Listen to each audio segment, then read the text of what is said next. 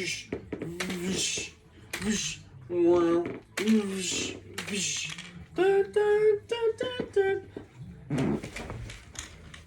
over, Anakin. I have the high ground. You underestimate my power. Don't try it. Whoosh.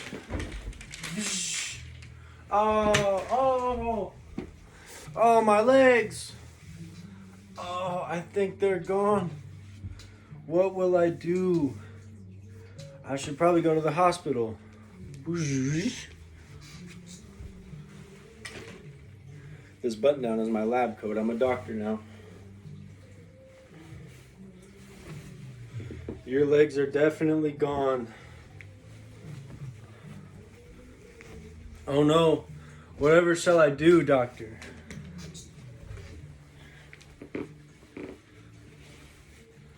Well, we'll have to get you some new ones, but it'll cost you.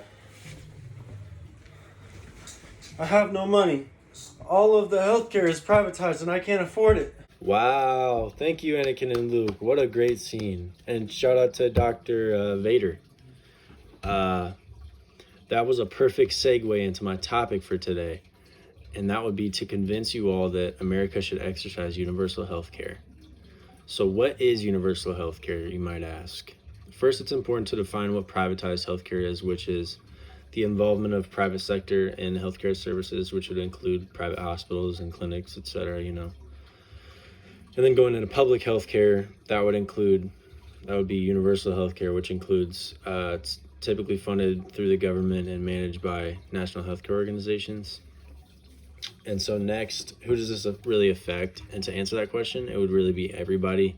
Every American citizen from top to bottom would be affected in some way by this policy. And we'll kind of get more into that later when we talk about the policy as a whole. But the current U.S. healthcare system through its privatized organizations has a tendency to delay or deny high quality care to those who are in need of it. That would typically include people of color or other disadvantaged groups in America. And that means that those that need it the most should have the right to it. They shouldn't have to fight for health, which is really a basic human need. This means that marginalized groups are less likely to receive the care they need, including impoverished groups, people of color, etc. And uninsured rates for children under the age of 19 in poverty rose 1.6% to 9.3% total this past year. So a problem like that kind of leads in the question of what is wrong with our current U.S. healthcare system, because what's causing children in poverty to not get the care they need. And a few problems with our society today is that healthcare insurance companies may discourage care to hold down costs. Some insurance companies have shown to be sort of corrupt, and often they will make patients fill out forms to justify service to the health insurers, which leads in restrictions and delays in receiving expensive medication or tests or treatments that they need as a patient. And that discourages care that a physician knows they can help the patient. If they have the power to do so, it's almost a given that they should, but a lot of times they don't. Also, sort of an example of something that I've experienced, and I know that my ex-partner Grayson has also experienced problems with our healthcare system with her grandfather. But my grandfather was a veteran, and he passed away this past summer. But my family went through a really tough time this summer grieving my grandfather's death, because we were expecting to have another 4 months with him. Since he was a veteran, he went to the VA, which is basically just the veterans hospital. And it was in downtown Indy, and he wasn't treated the way he should have been treated as a veteran, and a veteran that was experiencing a lot of problems from fighting in wars for our country. He wasn't given a lot of the care he needed. They told us that we would have 6 more months with him, and that got cut down to 2 months, and that 2 months got cut down to a month, and then it got cut down to just a couple days. So it was really just unexpected for us to experience something like that. You would think that America would treat their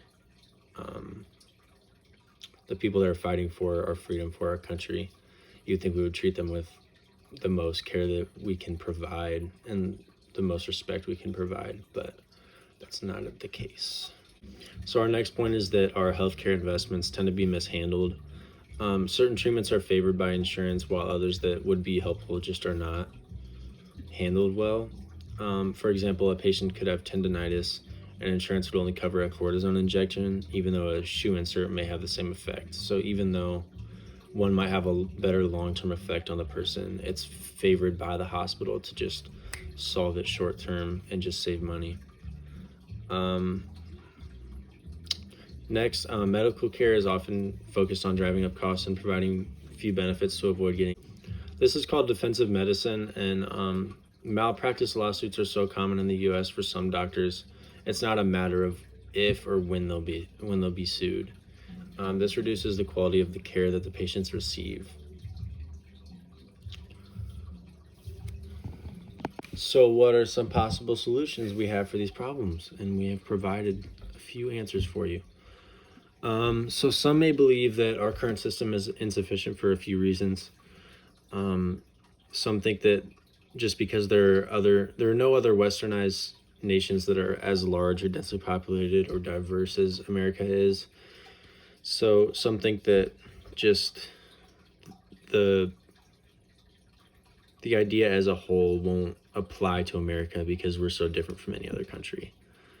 Some also think that upfront costs would be too high and some taxes would increase.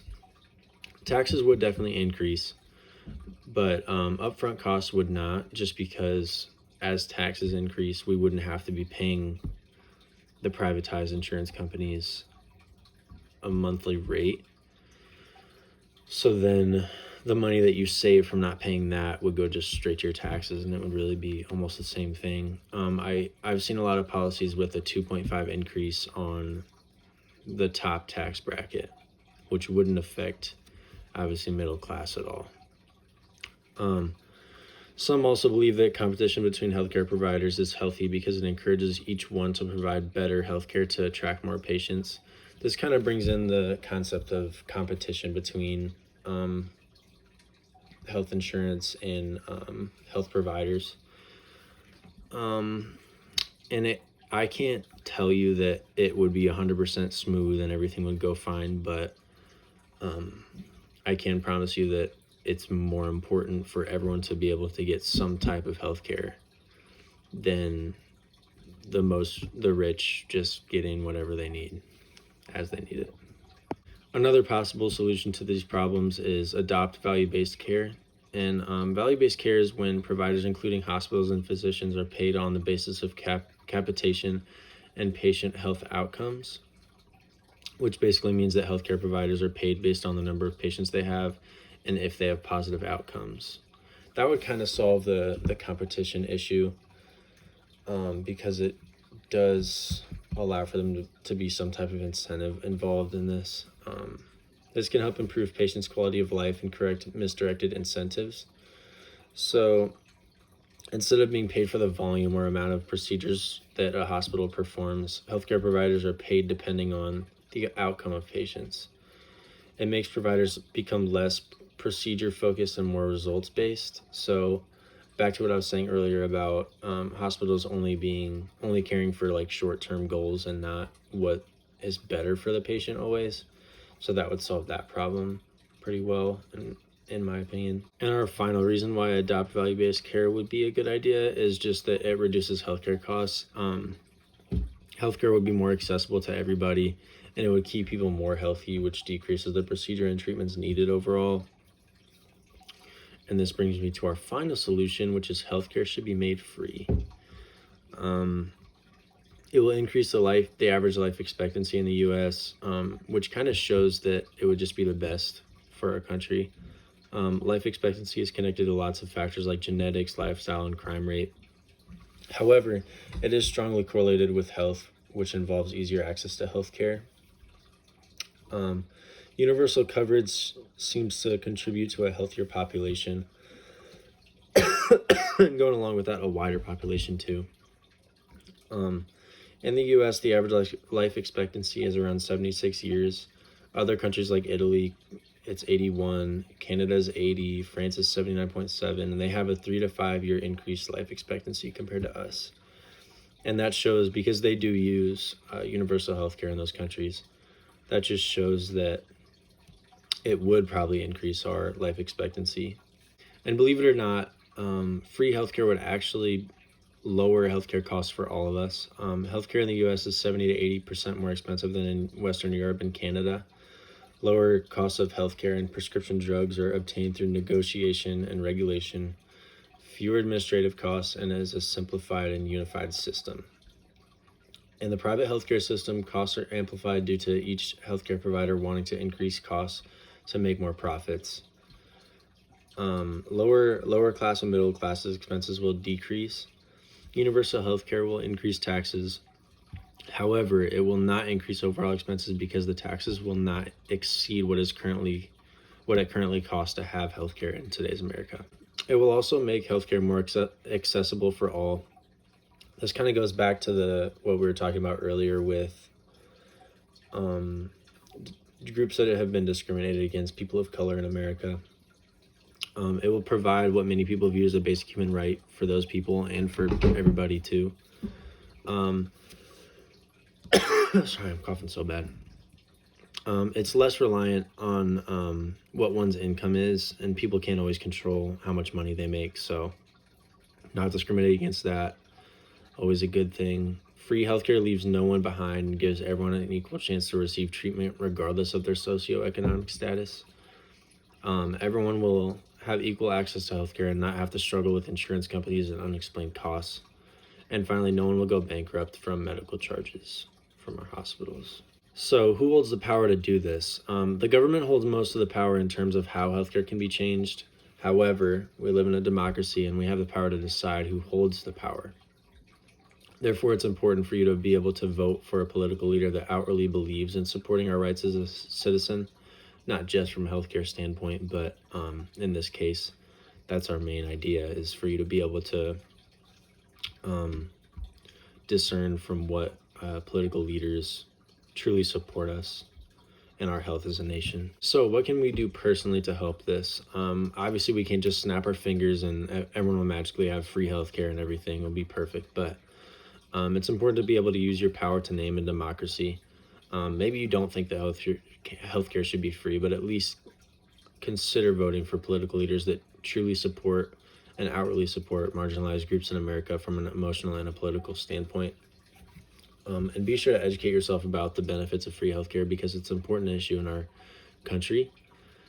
And we will be sending you an email with helpful resources to further educate yourself about this issue if you so please. So what if we don't take these steps of action to solve this problem? If we don't do anything, we'll continue to live in a country that has shown time and time again that we are either unaware or ignorant. I would argue ignorant because it's been shown time and time again that we have discriminated against people of color and other marginalized groups in America. People in lower socioeconomic classes will continue to struggle with affording healthcare and remain neglected by our government if we do not take action. So what if we do something? If we use our power to name to help this issue, we will take a step in the right direction towards just being a good country compared to what we are today, which leads me into my conclusion. For those of you that already believe that we should have universal healthcare, I hope that we have strengthened your argument today. And to those of you that did not come in here today believing we should have universal healthcare, I hope that my goal is for you to change your mind on the topic, but if not, I still hope that you learned something from me today and that you can use these ideas later in your life. Thanks.